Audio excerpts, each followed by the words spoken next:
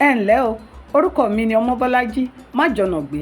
lẹ́sìnì àkọ́kọ́ wa rèé lórí Ojú-Imọ tech àti pé ní òní àkọ́rí lẹ́sìnì wa sọ wípé kí ni artificial intelligence. AI lọ́tún lọ́sìn, kí ni AI yẹn gangan túmọ̀ sí?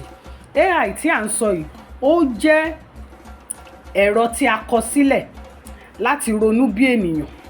A fi dátà kọ́, a sì fún ní àṣẹ láti ronú bí ènìyàn, láti máa dá wa lóhùn gbogbo àwọn ìbéèrè wa. Ohun tí AI jẹ́ nìyẹn. À ń rí lórí ẹ̀rọ ìbánisọ̀rọ̀ wa, à ń lò ní báǹkì wa, ọ̀pọ̀lọpọ̀ ń lò lórí ayélujára. Màá máa tún tẹ̀síwájú nínú ẹ̀kọ́ kejì bí a ṣe lè kọ ọ̀rọ̀ pẹ̀lú artificial intelligence yìí, èyí tí à ń pè ní AI. Ẹ má gbàgbé o, fún ìtẹ̀síwájú channel yìí, ẹ bá mi tẹ like, ẹ bá mi comment, ẹ bá mi share, kí ẹ sì subscribe sí orí channel mi. Orúkọ mi òun náà sì ni Ọmọbọ́lájí Májọ̀nàgbé.